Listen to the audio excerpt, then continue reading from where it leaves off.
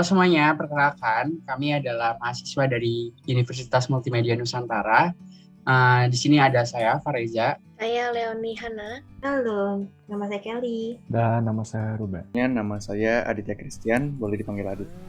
Aku Jason David Kansil, biasanya panggilnya Jason. Kenalkan, aku Aulia Risma Putri, mahasiswa semester 4. Halo, nama saya Cindy, saya mahasiswa semester 4. Saya Yuki Sabrina Nakaya, sekarang saya merupakan mahasiswa yang sedang menempuh semester 4. Nama saya Gilaldi Kumara, Cici bisa manggil saya Ayung. Saya jurusan Teknologi Informatika dari BINUS semester 4.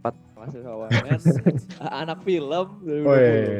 Nama saya Juan Fesandrian, saya kuliah di BINUS University di Alam Sutra. Oke, seperti yang tadi saya bilang, kami adalah mahasiswa dari Universitas Multimedia Nusantara. Kami dari program studi Sistem Informasi Angkatan 2020. Nah, pada kesempatan kali ini, pada podcast episode pertama kali ini, yaitu Anak Muda Indonesia Melawan Diskriminasi Agama, kami akan membahas sebuah isu yaitu diskriminasi agama, yang mungkin pada saat ini masih banyak nih kita sering temui di masyarakat tentang diskriminasi agama. Mungkin kita langsung lanjut aja ke topik selanjutnya kali ya guys. Kalau aku pribadi, diskriminasi agama tuh sebenarnya udah aku rasain dari sejak kecil kali ya. Kalau yang saya tahu, diskriminasi agama itu adalah sebuah perbuatan ya, bisa secara tindakan maupun secara verbal. Jadi bisa non-verbal juga sih, lewat chat juga, di mana tindakannya itu merendahkan orang lain karena perbedaan agama itu sendiri sih. Gua pikirnya ya, diskriminasi agama tuh kan gak sekedar membeda-bedakan agama sih menurut gua.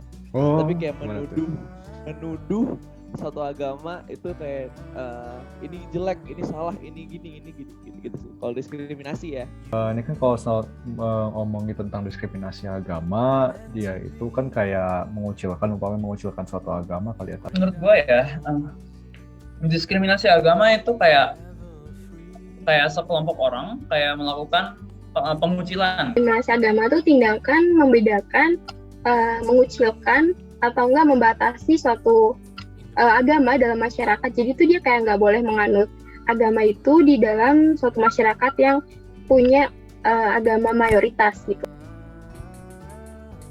Kalau sejauh ini sih belum ada, cuman sempet sekali tuh pas aku masih SMP itu aku kan punya teman-teman gitu. Nah, mumpung teman-temannya kayak kebanyakan tuh Hindu, jadi kayak mau nggak mau itu aku kayak deket, tapi dipaksa gitu buat menjadi ikut seperti Hindu juga. Jujur kalau aku pribadi sih aku nggak pernah dapat gituan ya. Tapi temen aku pernah sih. Jadi dia itu di lingkungan yang lamanya itu dia kayak dikucilin gitu soalnya beda agama. Kalau saya sendiri sih jarang mendapatkan ya, atau malah nggak pernah sih sebenarnya. Saya bersyukur juga gitu, teman-teman saya semua nggak ada yang melakukan diskriminasi. Cuman saya pernah dengar dari teman saya tuh, temennya ada yang keluarganya sedikit mungkin kurang bisa menghargai perbedaan. Jadi di saat dia mau nginep di rumah teman saya yang lain yang kebetulan berbeda agama, nah keluarga ini sedikit menentang gitu, bilang kayak hati-hati ya, soalnya kan beda agama dan segala macam. Padahal kan sebenarnya ya sama-sama aja gitu, nggak akan kenapa-napa. Paling itu sih. Gue tuh lahir dari orang tua, dimana keluarga gue dari keluarga bokap itu mayoritas Muslim, keluarga nyokap mayoritas itu Kristen. Gue sebagai anak yang lahir di situasi tersebut, gue ngerasa kayak kok gue kayak nggak diterima gitu ya. Maksudnya kayak gue di keluarga bokap lu Kristen gitu. Terus kalau ke keluarga nyokap kayak bisa. Kenapa orang masih melakukan diskriminasi agama? Karena itu buat nunjukin, khususnya untuk mayoritas ya, kelompok mayoritas, untuk nunjukin ke orang-orang minoritas bahwa mereka itu yang megang power gitu. Oke, mungkin yang pertama sih karena dia menganggap agamanya benar gitu ya di antara agama yang lainnya. Yang kedua itu mungkin perbedaan pandangan ya. Jadi kita kan kalau pertemanan, kalau kita beda agama gitu, beda pandangan gitu antar satu circle sama satu circle lain kan kayak diskriminasi, jadi diskriminasi gitu. Jadi sama aja sih kayaknya. Pada khususnya diskriminasi agama dikarenakan berita-berita sekarang telah beredar bahwa salah satu orang yang bertindak itu merupakan dari satu golongan agama. Kalau dari aku sendiri, aku tuh karena aku penganut agama kepercayaan Kristen, aku ngerasa ya ajaran aku yang paling benar daripada ajaran lain. Tapi cara aku memvisualisasikan kepercayaan aku adalah dengan menerima keberagaman agama, tetapi tidak ngejudge agama lain itu salah. Jadi aku ngerasa agama aku paling benar, tapi aku nggak ngejudge agama lain itu salah. Dan kalau menurut aku, kita sebagai anak muda nih harus ada nilai toleransi yang tinggi, dan toleransi tertinggi itu kalau menurut aku diem sih, daripada kayak kita harus kayak ngobrolin tentang agama lain tapi kita sendiri nggak tahu gitu value yang orang lain tuh dapat dari kepercayaan mereka masing-masing itu apa.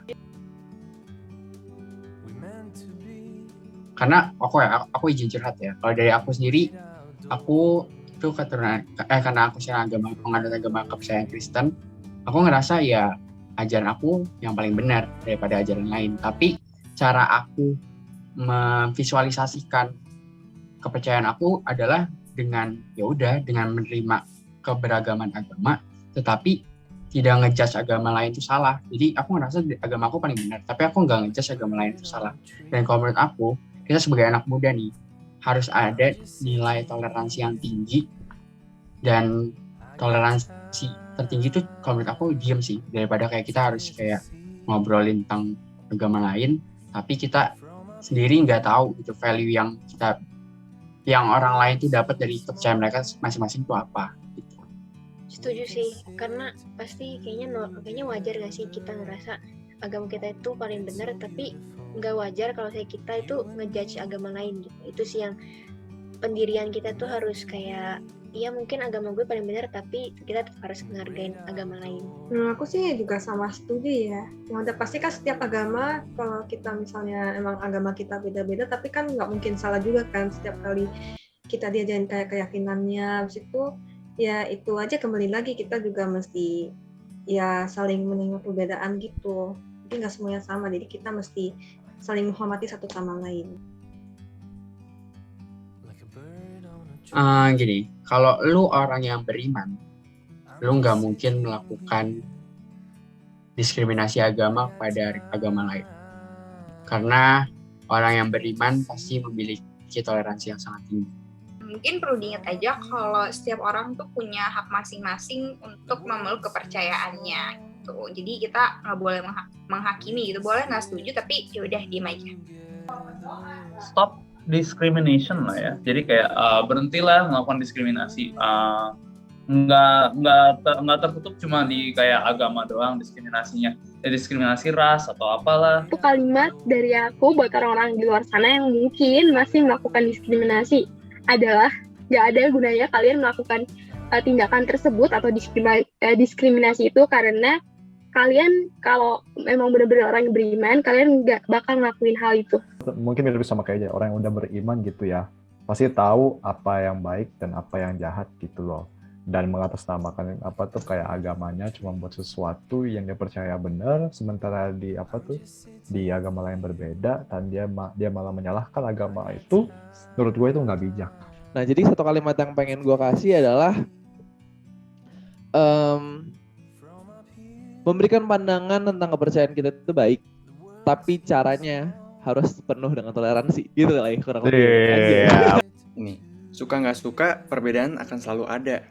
Tinggal bagaimana kita menerima dan menghargai perbedaan itu. Mungkin aku punya slogan sih. Slogannya kayak gini: stop diskriminasi karena kita negara demokrasi.